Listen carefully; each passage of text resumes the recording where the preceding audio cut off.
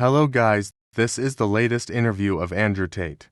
You'll be surprised by the many details in this interview, the epitome of self-belief.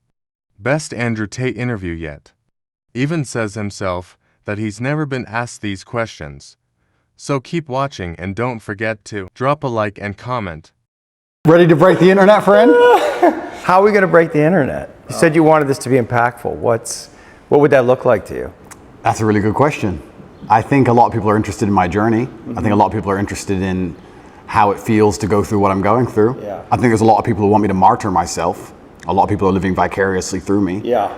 There's a lot of people who say, yeah, Andrew, keep going. But they don't really care. They just enjoy the drama of it all.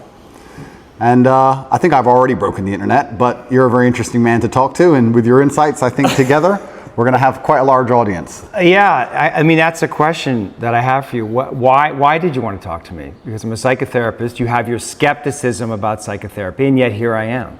That's true. We had a conversation before, and I've been told by many people it was my most interesting podcast ever. So I think it obviously varies from the norm in terms of the normal things I'm asked about. You have some unique insights. And I thought it'd be an interesting conversation. A lot of people are asking me especially about my mental state and those kind of things post-jail. So I thought, well, my most interesting podcast ever. People seem to be very interested in that side of me. So perhaps it can be a good conversation. Does it make you nervous that there may be things that you don't know about yourself that I'm going to try to reveal to you? I know everything about myself, my friend. You know everything about yourself. I believe that I have an intimate grasp of all the things about myself which matter, which allow me to compete. Right. So there may be things I don't know, but I'm not sure if I particularly need them. So I'm not that interested. Right. What's useful is more important than what's true. Absolutely. Right, and you've developed a framework of thinking about yourself and thinking about reality that's been incredibly effective for you. Completely. Right. What's useful is more, you nailed it, what's useful is more important than what's true. This is an old argument of mine, but I think we discussed it in the last podcast, and I'll say it again. When I say I don't believe in depression, nobody can convince me to believe in depression. That's not a matter of discussing whether depression is real or not. That's a matter of me accepting that my mental model for going through life is more effective if I don't believe I can become a depressed person. Yeah. I don't believe in depression, so I can't be depressed, so that allows me to be more effective. It's not a matter of sitting there going, well, maybe it's true, maybe it isn't. I don't believe in it, so I can't catch it. You shape your own reality through the conviction of your thoughts, your beliefs, and the words that you use. Why else would you adopt any kind of mindset unless it's designed specifically to make you competitive and make you win? You install the software in your mind, right? So if I'm going to install software in my mind. Did you install it? Well, I've tried very hard to curate it. Right, because wasn't it installed by your upbringing? Wasn't it installed by your mother and your father in some way? Good question. Before you were conscious, while you were just a developing child, like something got programmed into your psyche that has to have an impact on you. And those things can't necessarily be known because you were at such a young age. Absolutely. We're all programmed to some degree. I agree with you on this so far. I don't think anybody can escape programming, whether it's society, whether it's a television show, whether it's the people around you, peer pressure, whether it's a religion. We're all programmed to some degree. That's absolutely not really true. What I have done, and what I think most people do not do, is heavily analyze why I hold the beliefs I hold, why they help me. If I don't hold the belief personally, or if I didn't learn it from personal experience, I know where it came from, who tried to teach me that, whether their intentions for me were good or bad. And I've tried very hard to have my mindset rigidly analyzed and make sure that it's put together in a way which benefits me completely and absolutely. And I do not believe in things that take away power from me. Right. I refuse to do that. I would rather say that they are not real. And people will sit here and argue to the end of time that they are real, but they're not real in my world, and I live inside of my mind.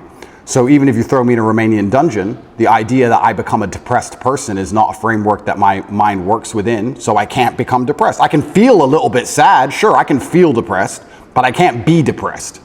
They're very different things. So that's just a mindset I've installed, and it's allowed me to be competitive. And I believe, personally, my personal beliefs are that life as a man is hyper-competitive, and whatever software you have in your mind should be designed to make you as competitive as possible, and you shouldn't be believing in absolutely anything else.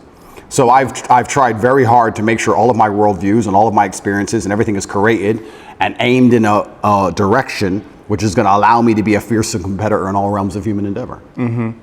Have there been some of your beliefs or convictions that have been challenged through the experiences that you've had, particularly in the last, recently? Well, people challenge me often. And what a lot of people don't understand is that I will never adopt the thinking of somebody who is sad, and I will never adopt the thinking of somebody who is less competitive than I am or less successful than I am. If someone comes along and goes, Andrew, you are wrong, the way you see the world is wrong, but they are suffering from an affliction, why would I adopt a single iota of what they say? So it's kind of funny when I talk about depression, the number of people who defend depression. Depression's ruined my life, it's super real, and I lost my wife and my life is over and I want to kill myself, it's real. I'm like, surely you should like my worldview. If depression's so terrible and it's destroyed your entire existence, you should be listening to me tell you it's not real. But instead they're defending it and sticking up for it, which I find very interesting. So that's the first thing. In regards to whether I have had any of my convictions challenged, it's kind of amazing. Maybe it's just a semantics trick, and maybe it's that simple. Maybe it's as simple as saying, I feel a little bit depressed today, but I am not a depressed person, and I cannot become depressive. I'm not going to have depression. Maybe it's just a semantics trick, and by saying that alone, I understand that it's a temporary state of mind, which I can alter and I can affect. And I've never struggled with long-term depression or long-term negative thoughts because I don't believe in that mental model. I think that your mind, like I said, it's software, it's programmed in, and they say inside the Matrix or in every single video game, there are boundaries and there are limits. There are certain things you can and can't do. And I don't believe my mind can be put in a state of permanent negativity. I don't believe in that. I don't think it's possible, so it just doesn't happen. You said you experienced depression, some form of depression or depressive feelings and sadness in prison. What were the thoughts that were coming up? What was happening? Well, there's a lot of uncertainty, which is the first thing That has to be scary. It is scary. It's scary. And also because you're a man who's totally in control of your world, of your life, and that's almost like an imperative for you. And that gives you power. And all of a sudden you're thrust into a situation where you're essentially helpless. Well, you just nailed it. You completely nailed it, because I was exactly about to say it's the uncertainty that I struggle with the most, because in my life I'm in charge of everything. I know exactly how everything works, and I'm the boss, and I get to control absolutely everything. And this is the first time in a long time I'm in a scenario where I have no power whatsoever, no influence, basically. I don't know what's going to happen. Nobody else knows what's going to happen. And also in my world, I'm the hero, right? I'm the head of the clan. Not just my family, but of a lot of people. A lot of people rely on me. Lots of women rely on me, children rely on me, etc. So everyone comes to me every time there's a problem. So they continue to do that while I'm in a jail cell, expecting me to have some kind of answer. And I'm like, well, I don't have an answer this time. Every other time I had an answer, but this time is a bit unique. How did that feel? You don't have the answers. You can't help. Yeah, I mean, it was frustrating. It's very frustrating, and it's the uncertainty that would bother me. I don't think I felt sad very often, but I certainly felt extremely frustrated. I would sit there and think, there has to be a way out of this room. Not breakout, but like there must just be some words I can say, someone I can talk to. There must be a way. It's only a door. Like I can't just be stuck in this room. And it was hyper frustrating. Yeah, and the uncertainty of it is also scary, because in my situation, every 30 days they decide if they hold you longer or not. And I was encountering people who had been in there for years in my scenario. So. Well, the uncertainty is a form of torture, really. Oh, absolutely. Yeah, it's torture. It is torture. And it's designed to make you break. You don't know how long you're going to be there for. Nobody knows. You hear horror stories. You see other people getting out who've done worse things than you after a week because they've signed a piece of paper or admitted to something or whatever they've done a deal. And you're sitting there, and yeah, it's hyper frustrating. And I think you have two choices as a man. Often when bad things happen, I feel like you can maybe get depressed and sad about it, but the other outlet's usually anger, or a form of anger. I felt like anger was more, in many cases, anger is more effective, I guess. It's more useful. You were angry in there? I wouldn't say I was angry, but if I started to feel negative, I could turn it into frustration or anger, which I could at least alleviate with 2,000 push-ups. It's better than feeling sorry for myself. I feel like if I had to choose one of the two outlets, deciding to use controlled anger was more beneficial than sitting around feeling sorry for myself. I don't ever believe in moping or feeling sad. So when I was at my worst, perhaps I was a little bit angry. But then again, I also think I do that in my normal life. If I'm honest, I don't think anger is a necessarily bad thing. I think that misdirected anger is a bad thing. I think if you get very angry about scenarios and you put it in the correct direction, you get unlimited motivation and you get a lot done. The water behind the dam, it can be destructive, but if it's pushing through the turbine, it powers the town, right? So if I wake up and I go, I want more money, if I can get pissed off enough about it, I can do 36-hour work days, right? So there's nothing wrong with being angry in my world, as long as you are putting it in the correct direction. It's uncontrolled anger, I think, is a problem. Right. Anger can be used as a fuel, and it's necessary. And from my framework, anger sometimes is a mask for pain. I'd agree with that. So did you experience pain in there? I know pain is a kind of an abstract word, but was it painful for you? Like, I want to know about your pain. Yeah, it's strange because I'm being as honest as possible. It's strange because I had this instilled sense of duty where even though I'm in a jail cell and I can't leave, and even though I'm cripplingly bored, I don't feel like I had time to feel pain, or I didn't feel like I had time to be a victim. You had nothing but time. No, I didn't have time. What are you talking about? Because everyone outside still relied on me. So when I would get on the phone, people would say, is that avoidance though? I don't know. Do you keep busy? Do you avoid your feelings by keeping busy, being on the computer all the time? All the things I had to do still had to be done. Just because they threw me in a cell, it just made it more difficult, which means I have less time than ever because the difficulty's been increased. And when I would get on the phone, we wouldn't discuss how I'm feeling. I'd be worried about how everyone else is. They'd be like, how are you? Yeah, I'm in jail. What's going on with this? Are you okay? Are your bills paid? Are press hassling you?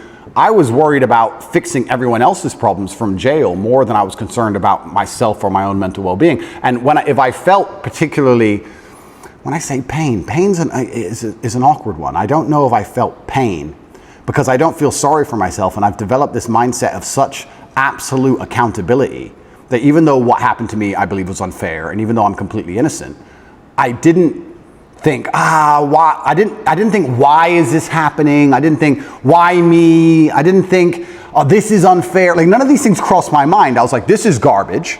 However, you can't become the most Googled man in the world without, with every light has a dark, right? Like, let's be realistic about this. Yeah. I'm thrown in a jail cell. Do I belong here? No. But am I here? Yes.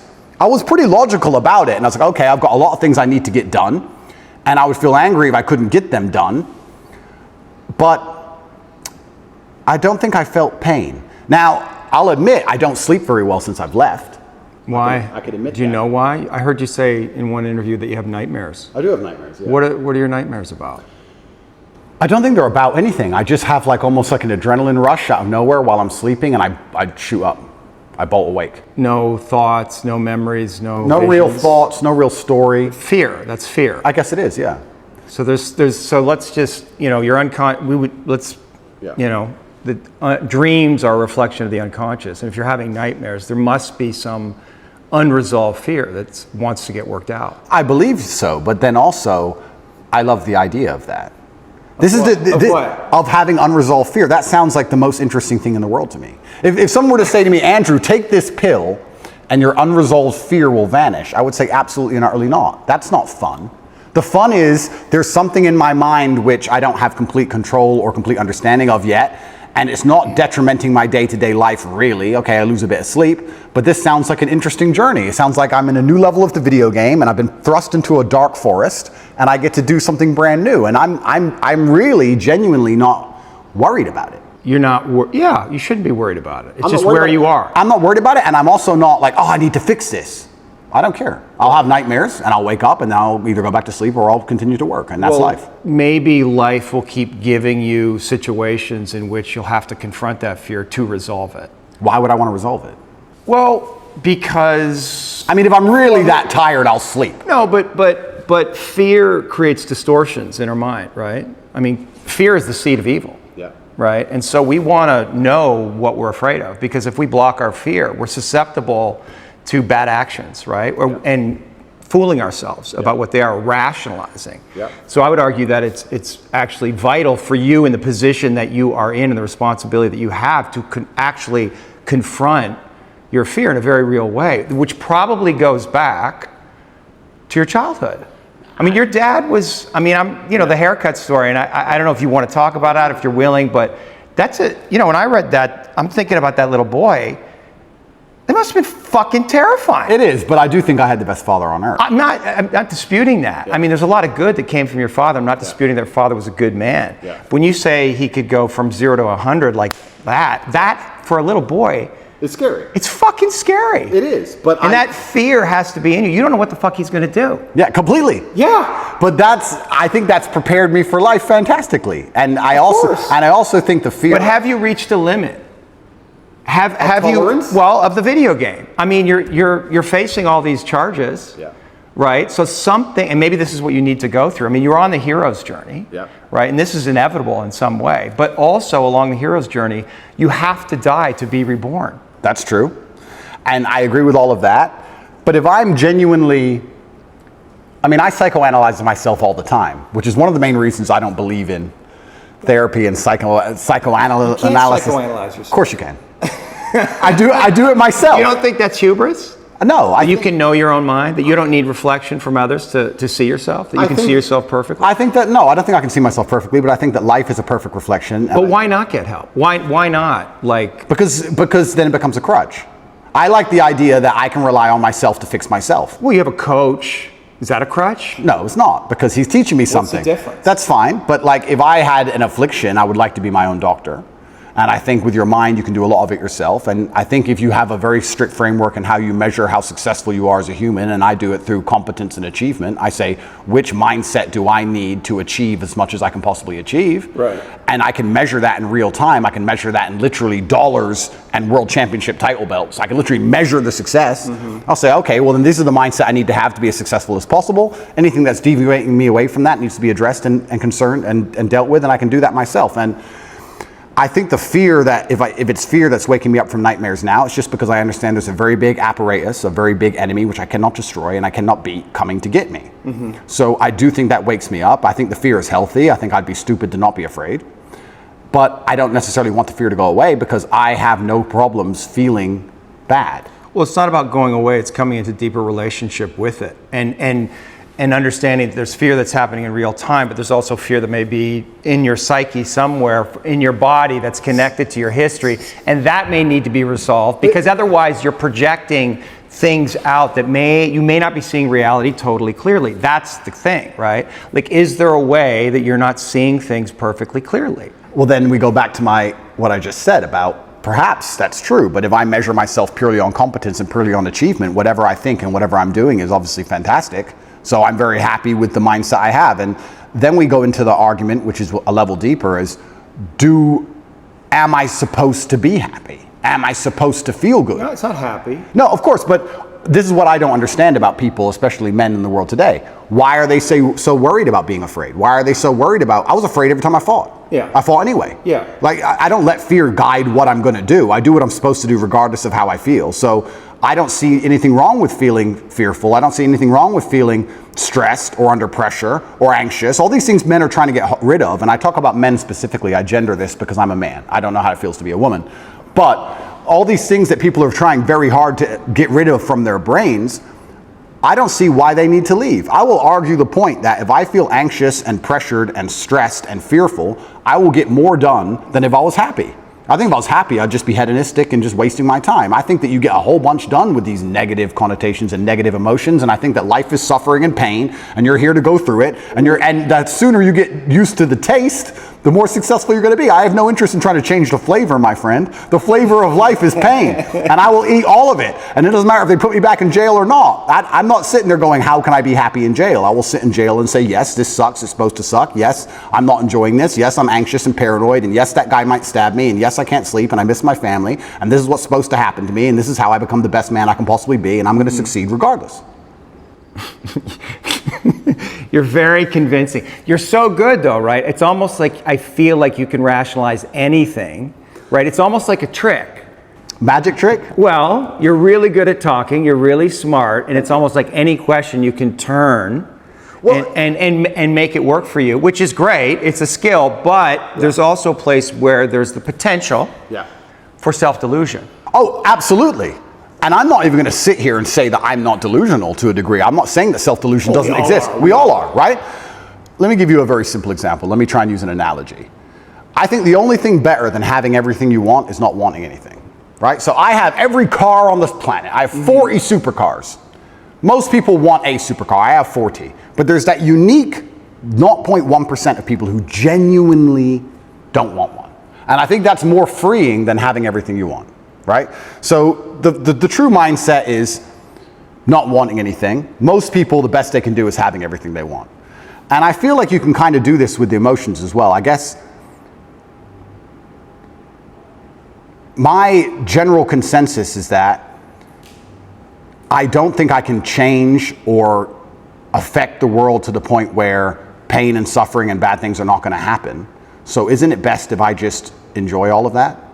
Doesn't that make me as powerful as possible if I say, oh yeah, okay, this is going to suck, good. I mean, I do it when I fight. Yesterday I was fighting, right? We were doing 12 rounds and all of us were destroyed. And the more he hurt me, the more I wanted to hurt him back. The more he hurt me, the better it felt. The more powerful I felt, the more he hit me. Because then it's my turn, right? So if I can't stop him from punching me, and I'll do my best, but if I can't, then surely you should learn to enjoy it, right? And I don't think you can stop life from hitting you. And I don't think you can stop life from giving you unexpected surprises. And I don't think you can stop yourself from feeling sometimes sad or anxious or upset. So I think the best mindset you could adopt is finding that engaging and exciting. I'm not going to lie to you. Although I am facing very serious charges, and although they are trying to destroy my life, and although I cannot sleep the same, and although they're out to get me, and although I've suffered, part of me is excited. Part of me is like, okay. Why? Because it's a war. You like war? I think all men do. I do. Yeah, of course, all men do. Yeah. So it's a battle. It's exciting. Yeah, it's exciting. So I'm not saying I'm glad it happened, because I'm certainly not. And I'm not saying I'm going to win. But I'm saying that I've trained myself to the point where if I were walking down the street and 10 men were to pull knives on me, I'd be intimidated, but 20% of me would go, this will be one to remember. Do you have a belief that you could take 10 men with knives? I have a belief that, yeah, I do. Because that's delusional. That's delusional. Yeah, but it gives me a best chance of possibly winning. Well, no, running away would give you the best chance of possibly winning, and then coming back and being safe, and then serving out your mission. Of course, I would run away in that scenario. But if I had to engage them, if I had to engage them, right. If I had to fight them, I believe I'd be the most capable if I believed I could win. Of course. So for that reason, if I have to self-delude, then I will self-delude, and I will convince myself that I am here to destroy all 10 of them. And I will say it in a way where at least 7 of them believe me. And that's the most important part sometimes about all of this self-delusion, is that a lot of other people start to believe what you say. And I'm not saying that I say bad things. If a man were to sit in front of you and say, I can rip your head off with my little finger, and he said it in the right terms, and he truly believed it in his heart, you wouldn't want him to try. As ridiculous as that sounds, you'd be like, he's kind of big, maybe. You know, it crosses your mind. So I think that, yeah, I have psychoanalyzed myself, even though I'm not officially, certified.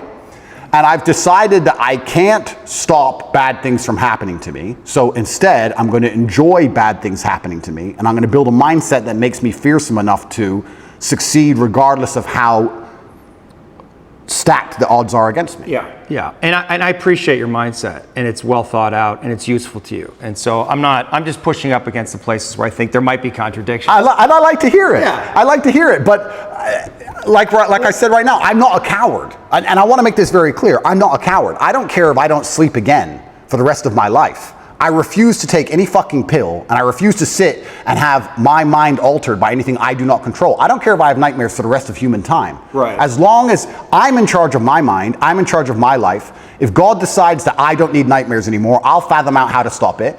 If God decides I need to wake up in the middle of the night in a sweat, fearful or afraid they're coming to get me, then that's God's plan for me, and that's what I'm going to deal with. I'm not a coward. I'm not afraid of any of these things. I'm not afraid of feeling bad. I'm not afraid of anxiety. I'm not afraid of panic. This is one of the things I think a lot of men out there struggle with, is they're so worried and afraid of bad feelings. And to me, that's just showing that you've had an easy life. Like, there's real people out here who are trying to kill you. There's people out here who put a knife in your neck. You're scared of what? Feeling sad? Who cares? Like, there's real problems. What are you worried about feeling sad for? Who gives a shit? I could feel sad for the rest of my life, and I guarantee, 1, nobody would know, and 2, I would be monumentally successful regardless. So why are we even talking about it? I have no fear for a negative feeling. I have fear for me not being able to provide for my children. I have fear for people who rely on me not being provided for and cared for, but I don't have I don't wake up and go, I'm worried if I might feel sad today. Who cares? Who cares? I can be happy or sad on the same day. Nobody notices, and the same things get done. The exact same amount of work gets done. Nothing changes. How are you making sense of what's happening to you? Is it God's will? Is it a a co-creation? In some way, did you co-create this? Oh, no, Or are you just like a victim of the Matrix? No, I'm not a victim. So absolutely everything is, I believe. In some way you're a victim. Completely, but I believe in self-accountability. Sure. I could have prevented this. Well, how did you co-create this? If let's presuppose you did. I created this by being monumentally successful. Right. There's no light without dark, equal and opposite force. But you said you were excited about it, so maybe there's some way you actually wanted this. I didn't want this. In fact, I had conversations with Tristan for a long time, and I kept saying Icarus to him. When I would decline certain podcasts, I would decline meeting certain famous people, I would decline talking about politics, I would decline things, and I would keep saying Icarus. And he would say, why are you doing this? And I'd just reply Icarus. Because I knew if I got too big that they were going to come for me. I knew that. So I tried to balance it, and I felt like I did a pretty good job, but unfortunately I got it a little bit wrong. My fault. I got it wrong. I put myself here. But I also don't believe that there's any light without dark. It's yin and yang for a reason. I don't think that I can just become the most Googled man on the planet and become monumentally successful and make hundreds of millions of dollars and nothing bad's going to come from it. I think that would be hubris. You just used the word hubris, it's a fantastic word. I think it would be stupid for me to sit there and go, I should be able to do all of this good and have a fantastic life and there's going to be no repercussion in any form.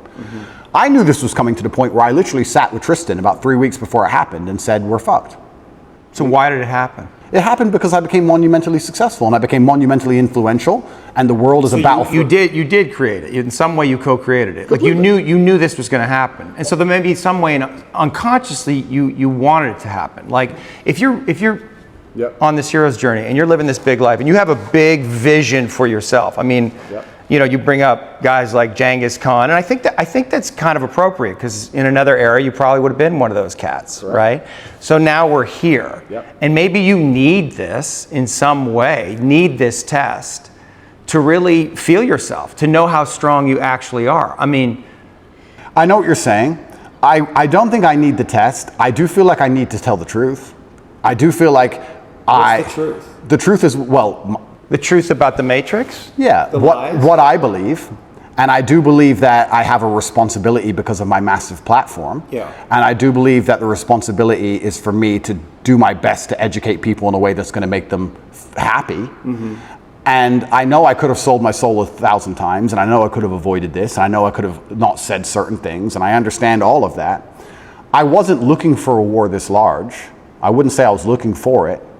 But I wasn't ignorant to the fact that it might happen, and I wasn't afraid.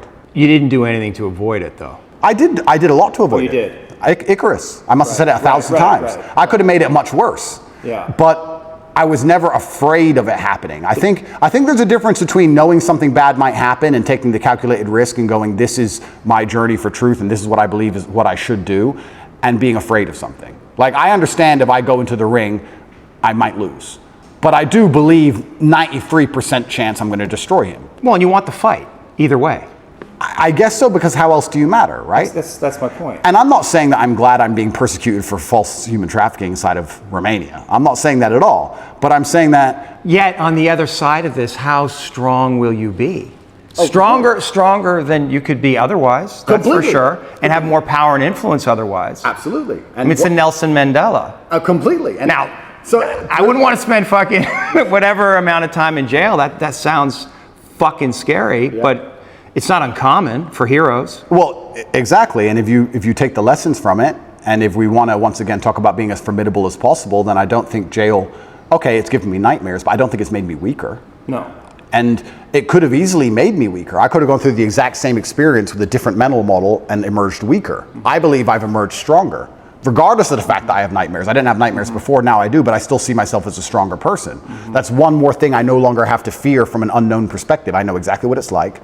I know the best ways to deal with it, which I developed within the 3 months.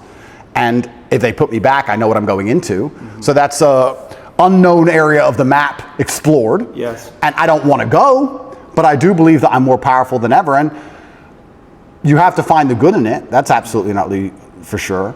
But I don't think I want to be very careful. I don't think I was looking for this fight. I'm finding the good in this fight. I believe that my fight actually has far-reaching repercussions for society now. I think that however this plays out is going to affect society in real time.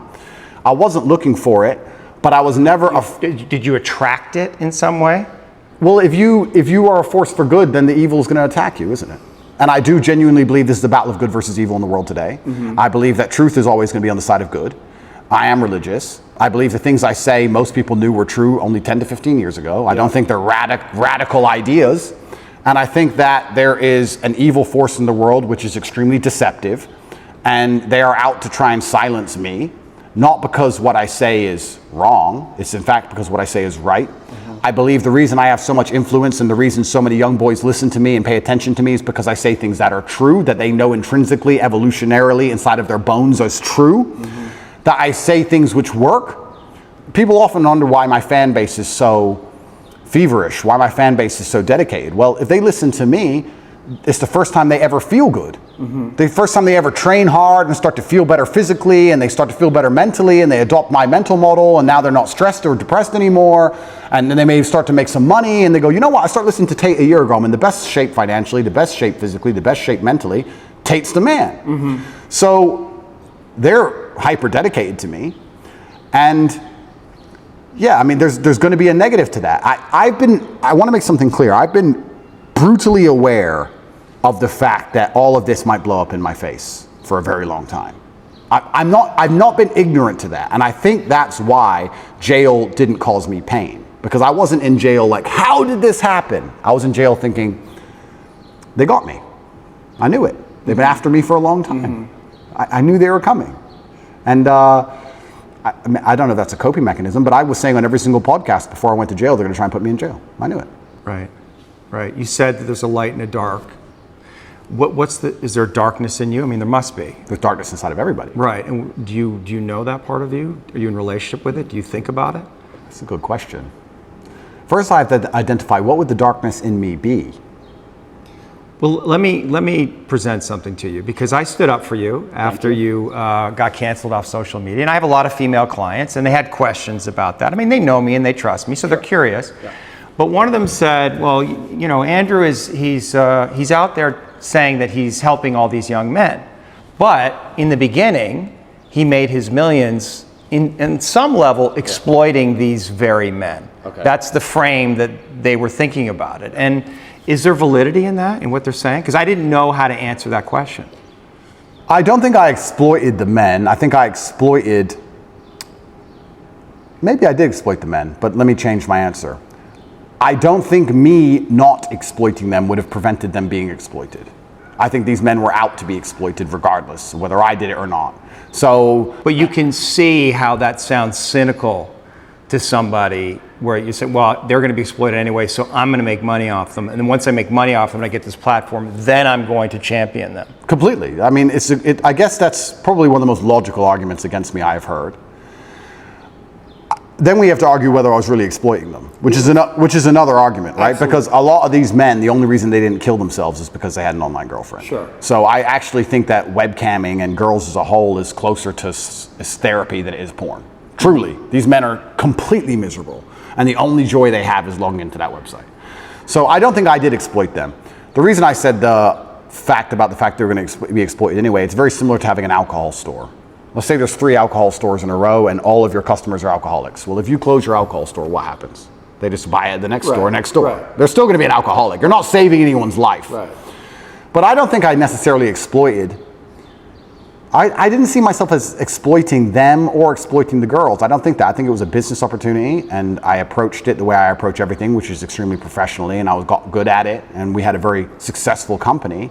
Everybody was happy, including the men at home and including the women who all became millionaires. I've turned more women into millionaires than I've turned men into millionaires. So, but maybe that's the reason they're coming after you, because they feel in that a contradiction, and they're not buying your story, right? They don't believe it. They're like, oh, this is an act. He's not genuine. He's actually out for himself, right? Well, and so that's the place that they want to get you, because there's definitely an energy out there. They want to get you. Oh no, they're out to get me. Yeah. And it's I don't think that's the reason why, though. Well, depends who we're talking about. Yeah. But we're talking about the Matrix. I understand why they're, and you've talked about that a lot in podcasts. We could talk about that, you know, because you are speaking a lot of truth, and you're confronting all the lies in the culture, and you're speaking against the most powerful forces in the world. But individual women, let's say, they're going to look at what you're doing, a lot of them, and And a lot of them, they're completely insane. And they're looking at these little clips, and they're distorted in their own feminism, and maybe unconsciously they can't reconcile to the fact that they would actually want a man like you. I think that's a lot of what's going on. It's like projection. I'd agree with that. Nevertheless, there is an energy that's like they want to get you. They want you to be punished in some way. Yeah. And so, like, how do you, like, what do you do with that? How do you deal with that? Like, how do you answer to that? Like, if that woman was sitting here, what do you say to her? Yeah, I would say that her argument, to a degree, is a logic fail. Let's take it away from webcam, etc. It's a female logic. Yeah. Don't be a misogynist. There's your blind spot right there. Don't be a misogynist, but that's like saying because it's not misogyny. No, of course, but that's like saying because you've ever eaten a steak, you don't care about animals. Right. Effectively, right. What she's saying is because he had a business in which some man may have felt exploited at some point, he doesn't care about humanity, which is a logic fail. Yeah, so, I understand. So that's not valid. What I have found in my experience often is that many women who seem to dislike me, after they meet me, don't dislike me anymore. Mm-hmm. I think the energy which they find repulsive over a screen or affects them emotionally over a screen, they end up liking in person. I think hate and love are actually very close to each other. And I've had women who scream how much they hate me at the screen, and then they meet me and they're literally in love with me. Well, you're a nice guy. Of course. So I've yet to meet a female in person who dislikes me. And I would love to talk to these women. I think that'd be the best conversation ever. I think it'd be the best podcast on earth. Yeah. But they are out to get me. They're certainly out to get me. I think that the fact that I'm so assured in a lot of my convictions, they find very threatening. People in general now seem to find it threatening when you're the kind of person who says, no, it's this way. And they say, oh, but the news said it's that way. Don't care. It's this way. And they find that ignorant, but it's not ignorant. I think it's just assured in your convictions, and they find that threatening, very threatening. I think that there's a lot of people who find me threatening, not because of necessarily what I say, but just how sure I am in my convictions and the way I present myself and in my monumental success. They find that overall threatening. The same way a rabbit will find a tiger threatening. It doesn't know why, it's just like, it just wants to run away from it. So is it incumbent on you then change the way you're delivering the information so more people can hear it? No. Because there are some people who cannot be saved, and it's not my intention to save everybody. I have no intention of trying to convince everybody to like me. My intention is to try to speak to the people out there who know what I'm saying is the truth and who like the way it's being presented and said. I, once again, have no concern with being disliked by X percentage of the population. And I want to make this clear. I've spoken to a lot of people who have talked about how their mental health has been affected by, online bullying and media campaigns and smear campaigns. I don't think anybody's been attacked by the media in the last 2 years harder than me. Every day, there is something in the media trying to paint me as a bad person.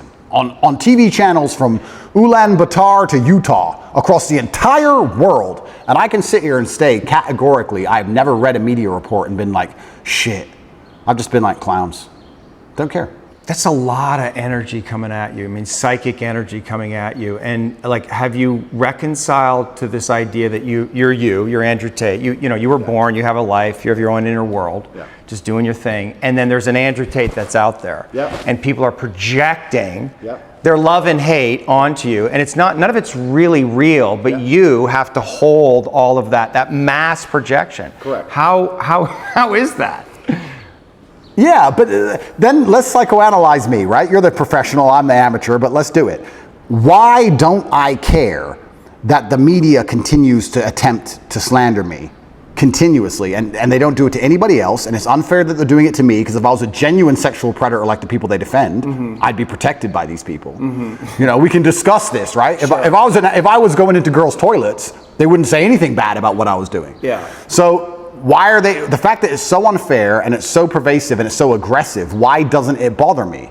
Am I ignorant? It doesn't bother you? I don't think it does. Do you block it out? I mean, you must read these things and you see your name associated with these horrendous crimes. But it's not real. I understand. It's false. But you're able to Aikido every fucking bullet perfectly? If what they were saying was true, it would bother me. But genuinely, because I know it's all garbage, it's all lies, it's water off a duck's back. And maybe my obsession with truth is obsession, I don't know if that's the right word, but because I believe I'm talking the truth, and because I believe the current war we're in is genuinely one of truth against deception and lies, That's their only weapon. Sure. That's their weapon, is deception and lies. So everything they say is a lie. So it doesn't really affect me. And I will sit and say that. But I know for me it's painful when I'm not seen. Like my goodness isn't seen, right? Like it's painful, or people misrepresent the things that I say, or judge me because of my association with you. Like it's painful. I'm not seen. Correct. Right? And that can make me angry and maybe cause, I don't know, some kind of negative reaction within me. And I guess I'm just curious, like, isn't it painful in some way? Like people, because there's a lot of people out there, they don't see you. They don't see your goodness. They only see the dark part of you, or they project their own darkness onto you, or their father's darkness, or Trump, whoever the fuck it is. They project that onto you. In some way, isn't that like? But those people are already paying the price. Because those people, but for you, I'm saying for you, your inner it doesn't bother me because those people are already paying the price for their ignorance. Their minds are not free. Anybody who sits and watches the news and believes what the news says about me is the same kind of person who believes everything the news says. Right. And if you have two choices in this world, people are talking about the battle I'm in, and yes, I may be spearheading it, I may be at the front of it, but I believe that this war cannot be avoided. You are either at war against the injustice and against the lies, or you're at war with your own mind when you believe they're garbage. It is impossible for a man to believe the crap they want you to believe and be a happy, functioning adult. It's impossible. If you believe the shit that's on the television as a man, you're going to be miserable. So you're either at war with your brain or you're at war with them. Anyone who's going to sit there and go, I believe Andrew Tate is a human trafficker, I have 25 vaccines, I believe in Ukraine. These people are already paying the price because they're already miserable, and I can guarantee everyone who dislikes me is an unhappy person because their minds are enslaved. So I don't feel when someone sits across from me, which has never happened in person, but let's say someone on the internet makes a video about me, right? And these happen.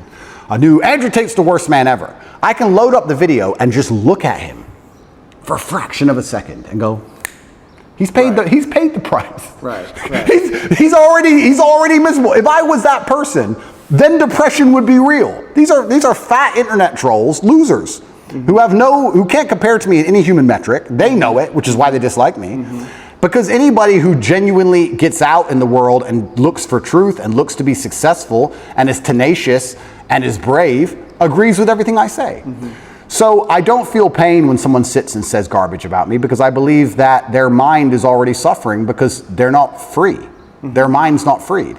Anybody who can listen to what I say long enough and not be emotional about it and actually understand it, well, those people aren't paying a price. So maybe that's a coping mechanism, but every single time I see a woman who hates me or a man who hates me, and I compare them to the people who like me, there's a massive contrast in overall physical attractiveness, success, financial success. Like, it's amazing. Sure. So it's like, okay, well, my haters are way down here, and the people who agree with me are way up here, so let them hate. Maybe they just resent you. Of course, not maybe. I think a lot of the reason this is happening to me is, and maybe this is arrogant, but are you arrogant?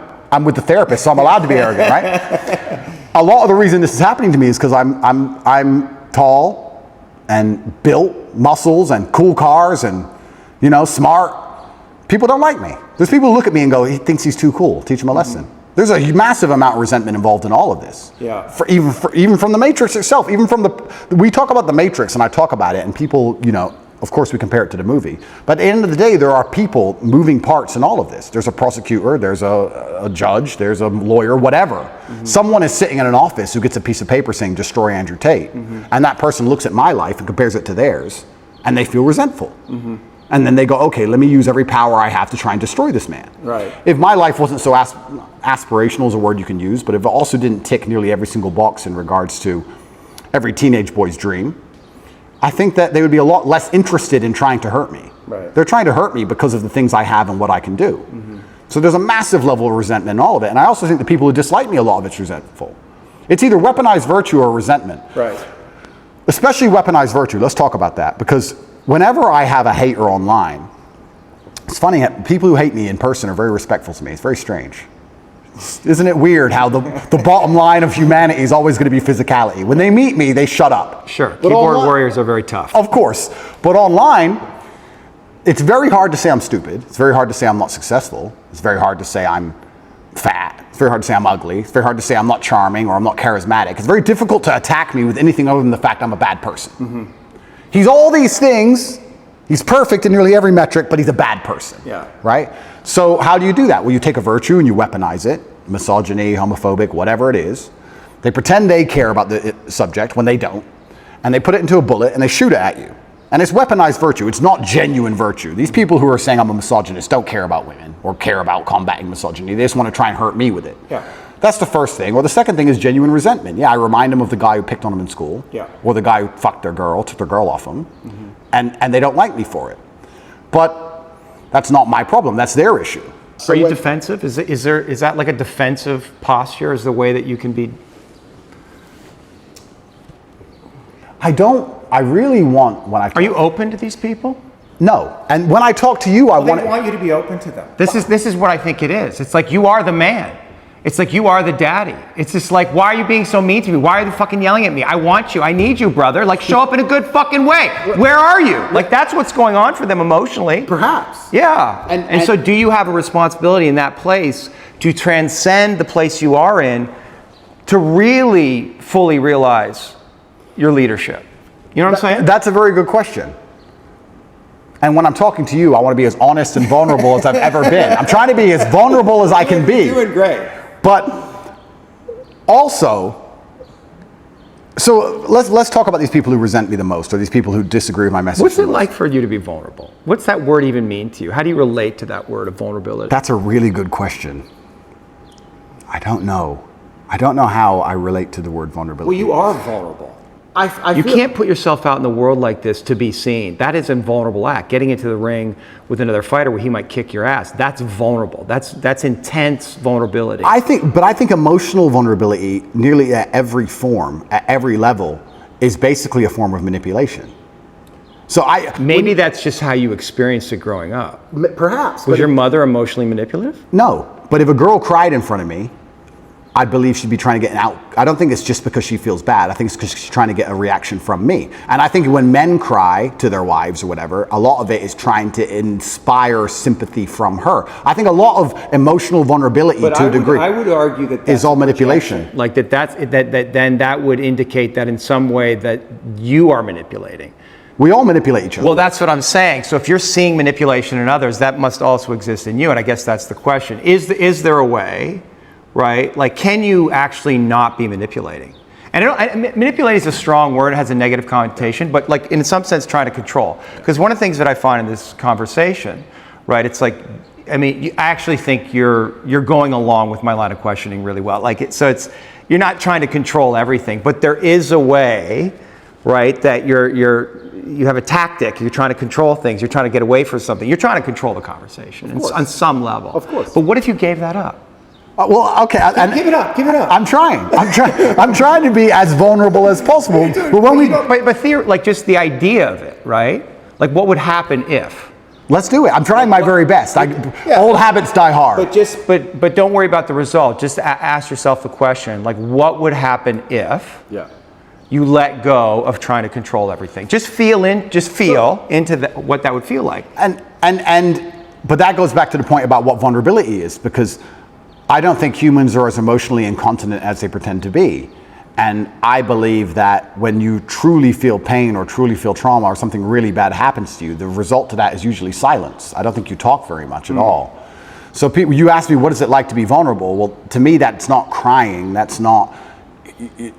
I think when anyone's doing that, 99% of the time it's a manipulation tactic, I believe, personally. Maybe that's just my personal experience. But yeah... Maybe, but I think especially with men, I think it's a manipulation tactic when they try and show too much emotion, and women do it as well. And I don't react very well to it. If someone were to sit in front of me and start bawling their eyes out, it's very hard to elicit sympathy from me for that reason. I feel like you get sympathy from me by sitting and explaining to me why something bad happened to you in a logical, calm, stoic manner. If someone starts crying in front of me, I feel like they're trying to manipulate me and I don't buy it. Or maybe you judge it in them because you judge that in yourself. Perhaps. I mean, it's my human experience, right? And it's my bias. Right. But I'm trying to think of the very few scenarios in which I would ever cry. And I'm thinking, would it genuinely be because I feel so much pain, or if I think it could benefit me or help me? Would I be trying to manipulate somebody? Now, that's not something I'd ever do because it's not my personality and mental frame. But crying is just a physiological reaction to express pain and grief that allows us to release this and to come back to homeostasis. It's manipulation. Well, it can be. It's don't attack me But anymore. it's also a physiological response. Oh, completely. But it's don't attack me anymore. It's I'm the victim, don't attack me Can anymore. be. Yes, I cheated on you. Don't. It's a shield. And so when we talk about what does vulnerable mean, I feel like I'm being vulnerable now when I'm explaining things extremely logically. You are. That's as vulnerable as I can be. I cannot be the kind of person who's going to cry. But once again, this is my mental model. I haven't instilled. But is that what it means? Vulnerability, cry? I guess vulnerability. What about admitting your weaknesses? I'll admit my weaknesses What right are now. your weaknesses? Then this is so interesting because I will tell you. No, it is because I'll tell you I'll admit my weaknesses. Yeah. And I will. But now I have to try and identify some because in my mental framework I don't have weaknesses. Right. So now it's like, okay, I am prepared to admit where I'm weak. Where am I weak? Well, I've tried so hard for so long to make sure I'm not weak anywhere, and if I am, I've compensated so heavily in some other way, I don't fail. So it's like, where am I weak? I'm that guy who does not fail. It doesn't matter what scenario anybody's life is in. It doesn't matter if you get dumped into jail. It doesn't matter if you're going into war. It doesn't matter if you're bankrupt. Whatever it is, if someone says Tate's on your side, you feel good. Oh, Tate's here. Ah, Tate. Okay. Yeah. He can't even swim, but he's here to he's the lifeguard. Tate doesn't fail. I can swim, but it's an example, right? So I do not fail ever. So it's very hard for me to identify weaknesses because I feel like they've all been ruthlessly. I think I've rooted out any weakness or I've compensated so heavily so long ago. I don't see myself as a weak person. I don't see myself as a person who can fail. People said to me in jail, how did you handle that? What else can I do? Not handle it? What does that look like? I'm gonna bang my head on the wall like a dummy? Am I gonna have a breakdown and just be a pile of mush? All you can do is handle it. So you were talking about vulnerability. I'm being as vulnerable as I can, but I can't even honestly sit here and tell you a weakness I have because in my mind I have no weaknesses. And perhaps that's delusion. Perhaps that's perhaps it's delusion. Yeah. But a useful delusion is what you're saying. It's brutally useful. Yeah. And when I teach this or when I talk about this, there's a lot of men who perhaps want to adopt it, but the mistake they make is they don't have the real world experience to back it up. I don't want people to be completely lose their minds. Yeah. We're not talking about that, but we're talking about the fact that I can name so many scenarios in my life where I was supposed to fail and I did not fail. It's brutally realistic, it's brutally logical, it's built on competence, it's built on real world accolade and achievement. Everything I've ever wanted, I have achieved and I have gotten. I have never failed at anything I've ever wanted, ever. So how am I going to wake up and say, oh, I've got this weakness, that weakness, when I have a 100% success rate? 100%. There's never a girl I wanted I didn't get. There's never a car I wanted I didn't drive. There's never a scenario where I said, I want to get through this, I didn't get through it. I've never failed. So of course I'm going to sit and say, yeah, I would love to tell you my weaknesses. I can't think of any. I don't know. Right, but are you being humbled right now? Is this whole series of events humbling you? It's taught me things I already knew. I know you can't be bigger than a justice system. I was saying Icarus for a reason. I knew they would come for me. I know I'm only human. But you're not in, do you? I do. I'm just a very good one. I'm just a very good one. Is there somewhere inside you a belief that you're invincible? Like you can't get got? Because that is a dangerous fucking distortion. No. I wouldn't have been saying Icarus for that reason. Right. I'm actually far more cautious than most people would believe. I err on the side of caution. You're tactical. I'm very tactical with all of my life. Even the security I organize, the places I stay, where I go, I'm extremely tactical. I don't believe I'm Superman. I just believe that I do not fail. And because you have no weaknesses, doesn't mean you can't lose, right? You can be strong in all realms and still lose. There are world champion boxers who have no weakness. They do everything right and they lose fights, right? So I'm not saying I'm invincible. I'm just saying if you ask me to name my weakness, I can't think of one. What should we ask the guys? Sure.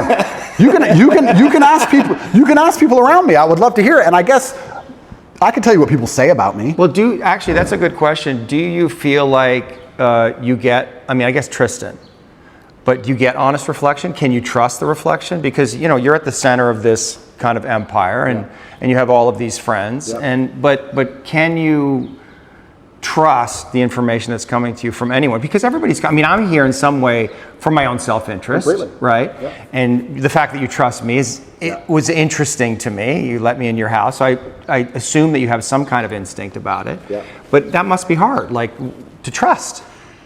I get a lot of feedback, and it all goes into a big pile, and I listen to every word that's said to me. I'm not the person who's beyond reproach. Everyone I work with, a lot of people have said things to me, and I'm told about myself quite often. Yeah. And I put it all in a pile, and I analyze every single word carefully. I ignore most of it, but I do listen to it. And I guess the number one bad or negative thing that people will say about me who know me is they may say I'm very insensitive.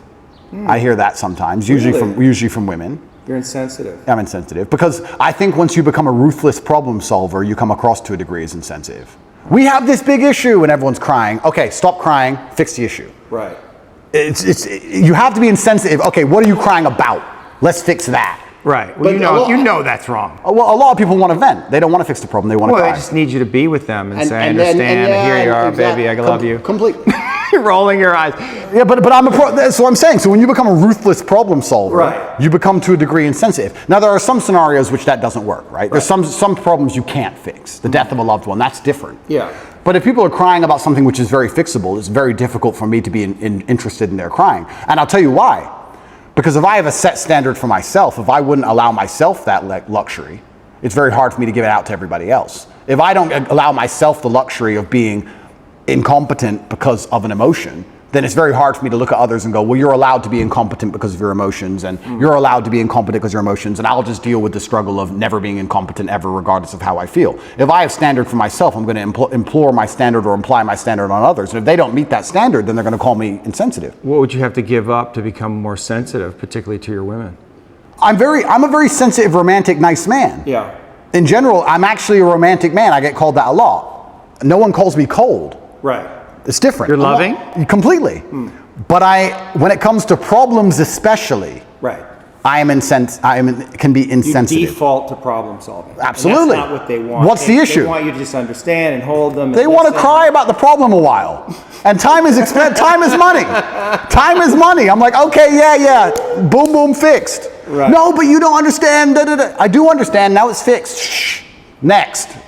Right. I think that's just competence. And I think that's genuinely, I think most men are kind of like that. Perhaps I'm just hyper like that. Yes. So I get called insensitive sometimes. What else do people say negative about me? This is Are interesting. you arrogant? Well, the difference between arrogance and reality is just competence, isn't it? Say that again? The difference between arrogance and a healthy grasp of reality is only going to be the competence of an individual. That's one way of looking at it. But If I can kick the fuck out of everybody, for example, and I say I can kick the fuck out of everybody, am I arrogant? Not necessarily. It depends on the kind of energy of it, right? But I mean, one might say that arrogance hides insecurity. Like, are there places where you're insecure?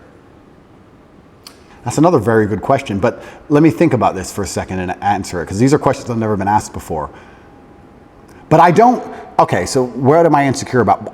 This is another point, and maybe this is a personality characteristic, which is interesting. I don't do anything I'm bad at ever. Oh, like sing? Yeah, like sing. I cannot sing, so I will not sing. I'd love to hear you sing. I'm sure you wouldn't. But maybe that once again shapes my reality, because I refuse to do anything I am bad at. If I'm bad at it, I hire someone else to do it, or I find someone else who's good at it, and I offer value to them to do it. I don't do my entire reality. Why? Because you don't want to, I mean, there's the things you're incompetent in and you have time, but like, because you're scared to look foolish or not be good at something, and people are going to see, oh, Tate's not so great at everything. No, I don't think it's emotional. I think it's purely logical. I'm thinking about my day. Every single thing I do are the things I am absolute best at. If I'll put boxing gloves on after this and I'll go fight and I'll beat everybody. I'll destroy everyone. And I think I only enjoy things that I'm good at. And I also think that if I have X amount of hours in the day, the way I can be the most competitive, most fearsome predator is to spend all of my waking time doing things I'm the best at and leave things that I'm not good at to the other people who perhaps are good at them. If you're an accountant and you want to become as rich as possible, then what you do is as many hours as possible accounting. But you're rationalizing. I am, correct. Yeah. So let me rationalize it. Yeah. I'll rationalize it. Yeah, but that's what you do, and that can be a defense. I mean, rationalization is a classic defense. Yeah, but that's my rationalization. And you're really good at it, But right? rationalization- But it's like a sword you have that's super sharp, and you want to use it all the time. All the time. Yeah, but what if you set it down and realize there's other tools available in your toolkit, and maybe you need to develop those? But rationalizing is how I built my mind. Uh-huh. It's all. You don't have to give it up. The sword's right there. You just have to use it all the time. But it's all, my entire framework and how I view the world has all been one massive rationalization, and it's let me build a reality which is exactly what I wanted it to be. You must know that has limitations, because you can't rationalize everything. That's not what life is. Isn't it? Right? There's other layers of reality that the mind does not understand. Okay, well, Right? you're right. And just because I rationalize things doesn't mean I don't feel things. But yeah, I know you feel things. yeah, I feel things. And I actually know that you're really sensitive. Like I wouldn't be here Yeah. if I thought you were some, maniacal psychopath. Correct. It's because I'm here because I can, and that's what I think a lot of people saw in the interview. They felt your sensitivity, they felt your vulnerability, and they were really attracted to it. Oh, I'm a lot more sensitive than people know. And this is one of the things I like to say. When I talk about depression not being real or how life is pain and suffering, that doesn't mean that I'm not saying those things because I've never felt them. Yeah. I'm saying those things because I know them intimately. I'm saying those things because I know exactly how it would feel to label myself a depressed person. Yeah. I know it very well. I just refused to do it. Right. So yeah, I'm absolutely not really a sensitive person. I would label myself sensitive. But maybe but maybe, one second, I just want to go back to my original point. Yeah. Maybe my worldview is affected by, and we're talking about arrogance, when you wake up and all you do are things you're world level at. Yeah. Everything you do are things you're fantastic at, right? All of the time. Yeah. And you beat everybody all of the time at all of it. Yeah. Aren't you going to have a tinge perhaps of arrogance? Of course. Of course you are. So, but would I label myself an arrogant person? Well, I'm not going to sit down and say I'm good at something I'm not. Right. So I don't think I'm unrealistic. Are you taking on the full responsibility that you have given all of the gifts that you've been given by God? Yeah. Is there any place where you're not taking on responsibility for that? No. I think I take care of absolutely everybody I love in every single way. I think anybody who's ever needed me, I've been there for them if they've deserved it. I think anybody who listens to my message is becoming a better person overall. I genuinely believe I'm fixing and helping society. I don't know what else more I'm supposed to do. I mean, to a degree, I've almost martyred myself. What else more can I do? My options at this point are either to continue to help people and explain to men why I became so successful, which is all I'm basically doing. I'm saying you're a man and you're upset and you want to be X. I'm telling you how I became what I wanted to be. This is what I did. Is there anything beyond the things you just said that you're responsible for? Like, what is your responsibility here? My responsibility. Well, I guess ultimately to yourself, it's to your family first, right? What is your responsibility to God? I think God wants me to be the best possible version of myself. I think that God dislikes people who are lazy. I said this to somebody once and he got very offended. I said, God doesn't like lazy people. God has created you and he wants to see the absolute best you can be. I think that if you don't take care of yourself, God has no interest in taking care of you. If you have a Ferrari on the drive and you don't take care of it, who's going to take care of it? Nobody. I think that taking care of yourself and being the best possible version of yourself you can be is how you please God. I think that's one of the best ways to praise him, is to wake up every day and say, I need to be the strongest, smartest, fastest, most fearsome, most stoic, most capable man I can possibly be. This is how I please God. So I think your duty to God is also these things, and that's another massive source of strength that I get. When I'm alone in a jail cell, I understand that God is still watching, and God would be unhappy if I couldn't handle it. I don't think, maybe we can talk about God, or we can also talk just about basic cosmic balance. I don't believe you can become the most famous man on the planet calling yourself the top G without the universe testing if you're really about it.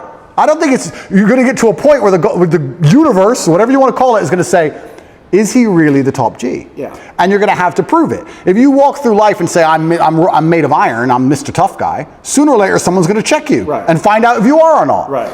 So when I was doing this for a very long time, I wasn't ignorant to the fact that something's going to come along and see if I am who I am. So when I'm sitting in a jail cell by myself with cockroaches all over the floor, I'm like, okay, this is my chance to show I'm not full of shit. Right. Was I full of shit? No, I wasn't. Am I going to allow everything I've ever said and my last name and my duty to God and everything to go down the pan, or am I going to just man up and fucking win? Right. So I saw it, I guess, to a degree as an opportunity, but there was a massive burden of responsibility on me on how I had to perform. I didn't have time to be depressed or sad. This is what I'm saying to you earlier. I didn't have time. I had things to do. Top G's kids can't eat. Top G's women can't pay the bills. Top G's business is over. No. I had to fix all of it from jail and fix myself and get out. I was very busy inside of my brain staring at a wall. So I didn't have time for this. And this is another thing I try and explain to people, and I don't understand about. And I talk about men specifically because I understand how to be successful as a man. When men say to me they're depressed, with unlimited options, with the capability to become anything you desire, with God giving you a full and able body and mind, how do you have time to be depressed? You have so much you could do. There's so much that you need to do to be your best self, and you're competing against men like me, and you're finding hours a day to be sad? No wonder you're going to perpetually lose forever. Right. That's suicide. So how do you find time to do this?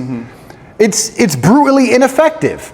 You have a brain, you have a mind, you have a mental model. You can't think of everything, you can't do everything. You can only have certain frameworks instilled inside of your mind.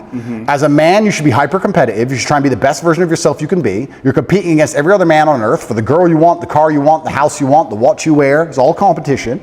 You should be as competitive as you possibly can. Anything that's inside of your mind which doesn't allow you to be competitive should be erased.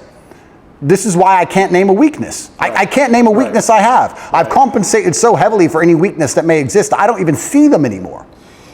Is your belief in God tied into this concept that we talked about, that what's useful is more important than what's true, or better than what's true? So we don't, do we know that God exists? I mean, we don't know. Correct. But it's useful to believe in God. That's a very good question. I think that believing in God certainly makes you more powerful, which is proof for God. If God makes you more powerful, then God is real. So maybe that's very simplistic, but if I believe in God and I'm a more powerful version of myself because I believe in him, then he must exist. Yes. God has made me more powerful. Well, it's the act of believing him that makes him exist, which is another way of saying what you just said. Correct, yeah. So this is why I believe faith is such an important thing. But I think everybody has a God anyway. Yes. There's no such thing as atheists. If you look at the people who say, oh, I don't believe in God, they worship a flag and a vaccine. So everyone believes in something. So you have to decide what your religion is. And I, once again, refuse to believe in anything that takes away power from me. I believe in things that make me more powerful. And I believe that believing in God gives you a new degree of strength. And I also think everybody to some degree believes in God. I don't care what anybody says. If you put anyone in that submarine just before it imploded, everyone would pray. Everyone. So it's ignorant to even say you don't believe in God at this point. It's interesting that you chose Islam, and I heard you talk a little bit about how you see God in Islam as kind of, I don't know how harsh is, but like firm and directional and clear, and this is right and this is wrong, which sounds a lot like your dad. Well, it sounds a lot like life. Yeah, like life. There's right and wrong in life. All this complete subjectiveness, this mush they're trying to create, is done on purpose to confuse us. I like the idea of right and wrong. I like the idea of not having a choice. If you're hungry and you walk in to buy a sandwich and there's 100 sandwiches, it takes 10 minutes. If there's one sandwich, isn't life easier sometimes? So all this subjectiveness and all this choice and all this garbage, sometimes when I'm like, okay, I want to be a good person, I want a framework to adhere to that makes me a good person. Well, this is very clear. Yes, no, easy. Do you have like embodied experiences of God? Like, do you relate to God in that way? I don't want to say supernatural, but like, do you feel God?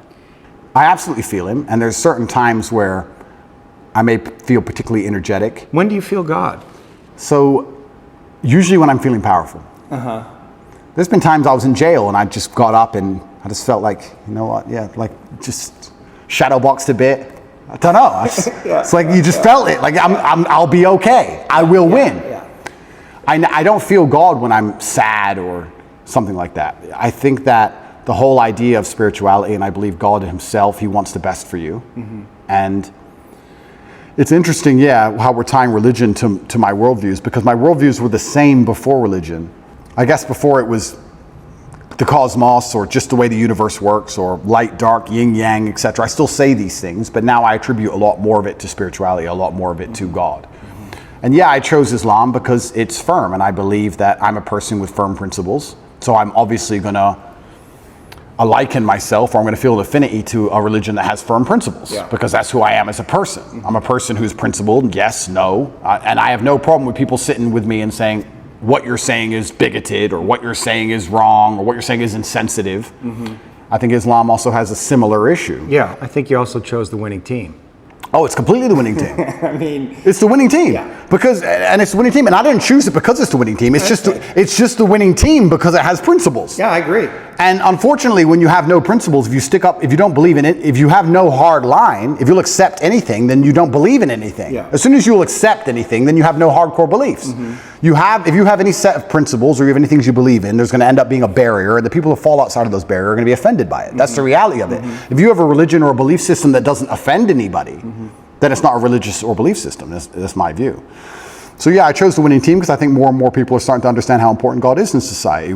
This is the first time in human history we're testing society without God. And what do we have? We have evil. Yeah. We have Satanism. We have degeneracy. And I think that most people are starting to understand that God is really needed. When I was young, I used to make fun of Bible bashers.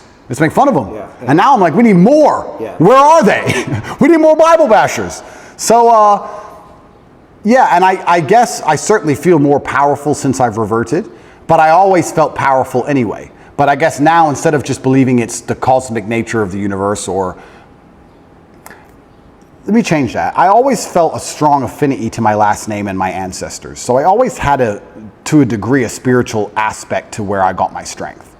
I always felt like, well, my dad is watching me, or my ancestors tried very hard for me to be born, so I can't disappoint them.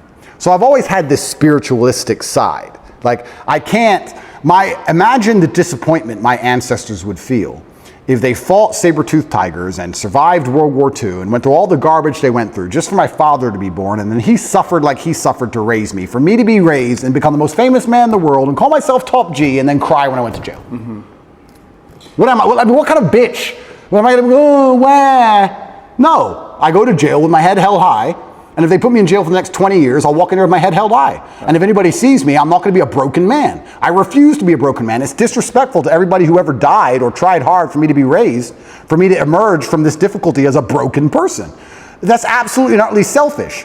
When a man sits and says to me he's broken or he's depressed or he's sad, etc., that's selfishness. You have shit to do. And you have people to be respectful to, including people who are no longer here. I don't have time. They can put me in solitary confinement for 20 years, and when I walk out of there, and the first podcast I do, I refuse to be called broken. I refuse. And that's because I feel like I had a duty to my ancestors, and now I feel like I have a duty to my ancestors and a duty to God. So I've always felt that. And I assume you feel like you're fulfilling your duty, that your father would be proud of you? I absolutely believe he'd be extremely proud of me. I think I'm doing the best I can possibly do. And there's something that people say, you tried your best. And that's true. But a lot of people overuse it. People say, oh, well, you didn't get it, but you tried your best. 99% of the time, they didn't try their best. People don't actually try very hard for things anymore. I am truly, genuinely trying my best. I don't waste a minute of my day. Before this podcast, as I set up cameras, I'm working. I don't waste a minute of my day. I do not miss a training session. I do not miss an email. I do not make mistakes. I'm on it. So I'm trying my absolute best. If I fail, for the first time in human history, then I failed. But at least I get the satisfaction in my heart of knowing I actually really tried my best. Most people don't get that satisfaction because they know deep down they could have tried a bit harder. Whereas if I end up in jail, I'll be like, Andrew, you did everything you could have done. So that gives you a level of peace. I did my best. My ancestors are proud of me. God is proud of me. I did my absolute best. I couldn't have possibly done better. And I got hit with a lucky punch, and that's life. And all I can do is just smile regardless. Are your oration skills, is that an art, do you think? I think that if you don't have the ability to make other people understand exactly what you think, that you're going to struggle. But is it an art? Like when I watched you with PBD and you got in these zones, and you do it all the time. I mean, you're doing it right now. You get in these zones where it's just like you're just flowing. I mean, it's almost, you could say it's a God state, right? It's a flow state, and it must feel really good. It does. Yeah, like, It feels good that you never run out of things to say, and it feels good that I already have 10 things I want to say lined up before I say the first ones. And you know how to say them perfectly, and your voice is clear and resonant, and you're embodied in it. It's a skill. It's a skill. Well, but it's almost like an art, because I was watching you and I was thinking, this is like watching, you know, Charlie Parker play the sax or Michael Jordan play basketball. I mean, you really, and people might say, oh, those are exaggerations, but I don't think so. I don't know that I've seen somebody who's able to do what you do. But that's emotional. So we'll talk about how I'm actually quite a sensitive person. Yeah. I think the reason people believe what I say is because they can feel that I feel when I talk. yes. And it's because I feel things. Yes. So I'm not a cold person at all. I'm just a person with a lot of emotion that I try and control and channel in the correct directions. But I think that, yes, it's a superpower to a degree. Well, I think that's why people are, one of the reasons that people are so drawn to you, because you let whatever wants to come through. And it's also why so many people hate me. Yeah, of course. Yeah. Because there's no light without dark. Yeah. There's no, there's no joy without pain. You can't have a rainbow without little rain. That's how it goes. Mm-hmm. So I think that it's definitely a superpower for life. It's something I'd encourage every man to learn how to do. Yeah. It's certainly something worth practicing. It's the reason I don't learn another language, because I haven't mastered English yet. Right. So I refuse to learn another language. I can't imagine me and my personality and Andrew Tate stuttering in Spanish. It just be like, what is this garbage? Yeah. So I don't have time. Yeah. So I will only speak English for the rest of my human years. That's it, because I have not